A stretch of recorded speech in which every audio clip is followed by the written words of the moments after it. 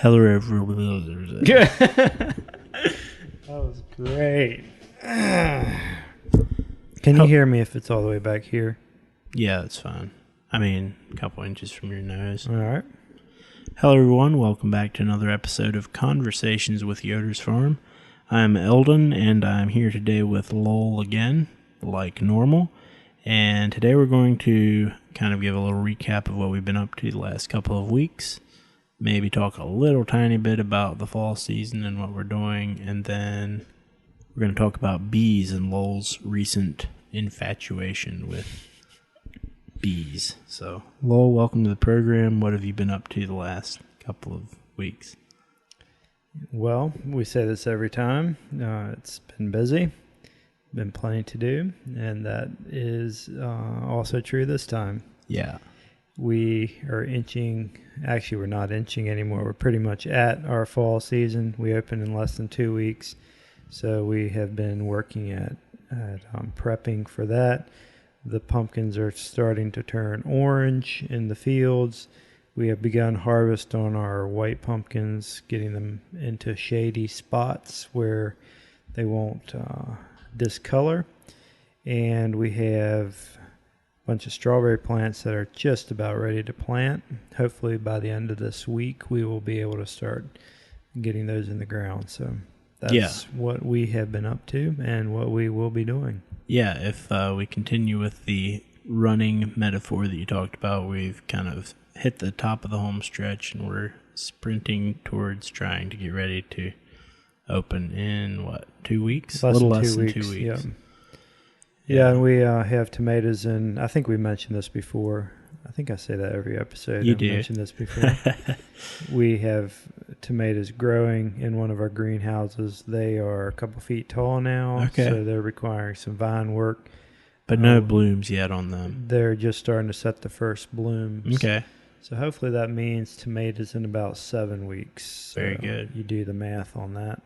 Give or take a little bit. But that is earlier than we've had for quite some time. Yeah, it's earlier than we've had the last few years. Yeah, very good. Well, do we want to go ahead and talk about bees? You've got a number of hives. Maybe talk through some of how you got started and what we use them for and some of those kinds of things. All right. Well, yeah, everyone knows that bees are needed for, well, I guess everyone knows, maybe not. I don't know. Pollination is something that we need bees for. And obviously as farmers, we think about that. And we use bees, a couple of different kinds, I guess, applications. We have bees in our greenhouses for pollination purposes. Yeah. Especially during the wintertime, when our fans don't run as much in the greenhouse. The fans can do some of the pollinating. Yeah, there's some wind waving that goes on that helps. So we buy you can purchase hives of bumblebees for that. They last for a certain number of weeks, 6-8 weeks, sometimes a little longer. And then they just kind of go through their natural life cycle and die out. So that's one way we use bees. Now, in our other crops, like strawberries especially, pumpkins somewhat, we often have worked with a beekeeper to bring hives in here. He sets them up. They pollinate our crops. We pay him a fee for that. And then we have a lot of people who are interested in honey, especially very local honey. Yeah. And so we can get that. We purchase the honey that was produced by the hives on our farm. Yeah, it's a good symbiotic relationship for us. And sell it as our honey produced right here. So I've always kind of been interested in bees. I've enjoyed the beekeepers that we've had. I've enjoyed watching them work bees when they're here. And so I thought that'd be interesting. And I didn't really think I would ever have the time to do it, and I probably still don't. But I decided to take the plunge this spring. I just started out small, purchased a couple hives from a friend of mine, or a couple, they call them nukes, which is basically a mini starter hive. It's kind of the nucleus of a hive, right? It's a queen and some worker queen bees. and some workers, and get you going. And the idea is to get that in the spring, build it up through the summer when there's good nectar flow, and then have a hive that is big enough to support itself through the winter with enough food and honey and so forth. Yeah. So that's what I did, and I actually ended up purchasing a couple more from someone else. So here I am towards the end of the summer, and I have, I think, enough hives to do the pollination that for we us need. We need to happen next strawberry season. If, and that's a big part of it, if I can get them through the winter. Yeah. The biggest issues with getting them through the winter is whether they have enough honey put away. Yeah, well, I'm learning so much about bees. There are literally many issues. Sure. Yeah, that's one. Mites, the Varroa mite is one that is a plague for beekeepers all around the United States. Yeah. You have to be, you can take some measures against that. I don't know, there's a whole host of things. Yeah. I'm learning a lot. I've kind of, each stage, as I worry about one thing, I'm talking to, fortunately, that friend that sold me the hives, he's been doing it for several years, so he's answered a lot of my questions and helped me. YouTube, if you ever YouTube there's bee all kinds of stuff. There are so many little videos on that, so you can learn a lot. Of course, with beekeeping and probably everything else that you explore on the internet, there are many different opinions on each topic. But anyway, I found it to be very interesting. I've learned a lot, and actually very enjoyable. Yeah. As long as you're not getting stung. Yeah. As weird as it is, there's some satisfaction with holding up a frame of hundreds of bees and examining it and figuring out what you're looking at, whether your queen is doing well or not, whether the hive is healthy or not. And like I say, I'm still learning. I'm no expert, but it's been quite an interesting summer. Yeah. I've been able to split some of those, my original hives. You can do that and turn them into more hives. So I've been doing that to try to increase my numbers and hopefully give myself the best shot of actually getting a good number of these hives through winter. Sure, sounds good. Very good. Bees definitely are fascinating little boogers. They have a pretty short life cycle, but they do a whole lot while they are here. Yeah, it's just amazing. I guess it's sheer numbers of little things working together can actually do some pretty amazing things. Like I just enjoy watching them in the mornings. You sit back there and watch them come in the entrance, loaded up with pollen, and they're carrying it on their legs. It's bright and usually yellow, and you just see one after another just boom, boom, boom, boom through the hive entrance. And that's fascinating. Very interesting. Yeah. So we've not taken any honey from our hives this year.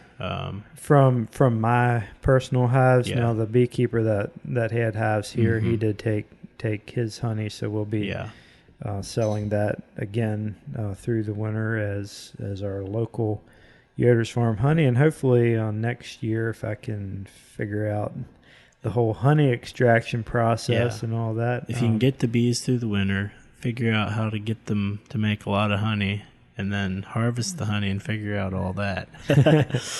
lot to figure out. Yeah. We probably could have actually taken a little bit of honey this year, but I'm just hoping to, like I say, get them through the winter. So that seemed to be more important to me at the moment. So sounds like a good plan. Maybe next year I'll be able to continue raising the number of hives somewhat. We will see on that. And I did want to tell people, if you're interested in this kind of thing, do a little research. plug in somewhere. I think there is a local beekeeping organization here in Lynchburg. I've not actually. You should probably join I that. probably should. They have meetings, I believe, once a month. That's the best way to do it. People do get out of the business sometimes, so you can maybe pick up some hives that way. Yeah. There are swarms that happen, and people can call you. So lots of ways to get into it, but probably I would definitely recommend. Well, you could YouTube it all yourself, and figure it out. But if you know someone, who will even get you started, it can be almost overwhelming. But hey, if I can do it, I think most anyone could do it. So. You know what's going to happen? A bunch of people are going to call you and ask you questions. Well, I'm a newbie, so I don't really know much. But I guess you could point them to other folks and maybe I could do pass that, the buck. Very good. Anyway, very rewarding hobby, well worth doing, and you could even do it probably in. Some people even can do it in town if you're set up right. Yeah. Don't need a lot of space. It does require some time, but sure. Pretty. Is there any common misconceptions about bees? Honeybees, I know, they don't want to sting you necessarily. They're not vicious generally. Yeah, I think they're probably less vicious than people think. They're not just going to jump on you. You've been back when I've been working them. Have you ever gotten stung? No, I haven't. I've gotten stung. I'm never quite as nervous as some people. So yeah, I think that helps. Bees are like people. They get cranky on certain days, and honestly, weather can have something to do with it. If you've been in the hives recently and messing around, I think they get a little extra agitated. One day I was working them and a thunderstorm was moving by. It wasn't raining, but it was not too far away. And I think something about that kind of had them on edge. Huh. So I don't know. That's crazy. I don't think they're as aggressive as most people think. No, that was just something that popped in my mind as I was thinking about it. Anything else we want to talk about bee-wise, or? I can't really think of anything at the moment. Yeah, we can probably talk about it once you learn more and do something more with them next spring, maybe. Yeah, I just think it's really cool how the whole colony works together, how these splits that I was taking, I talked about earlier. So you have one queen in a hive, and they can smell that. They all know it. So if you split a hive, you either take the queen away, or you take some, say you take some 5 frames or whatever, and you move them over here.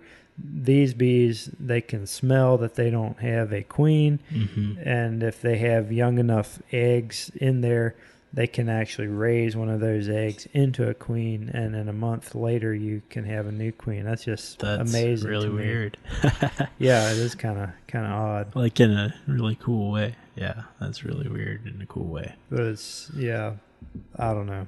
There's a lot I don't know, but it's terribly fascinating. Sure. Yeah.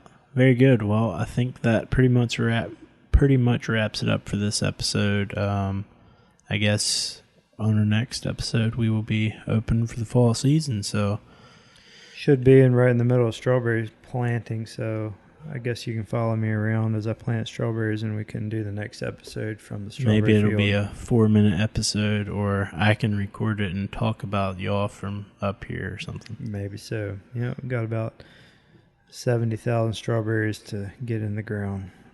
He started quivering when he said that. There's a lot for him to do. Just kidding. All right. Well, thank you all for listening. If you're interested in our fall season, I guess, head over to yodersfarm.com. We have links to everything there. And if you're interested in the podcast and other episodes, you can go to yodersfarm.com/podcast. And that's going to do it for this time. We will see you again in about 2 weeks. And if you have any questions on bees, give Eldon a call. Yeah, whatever. See ya.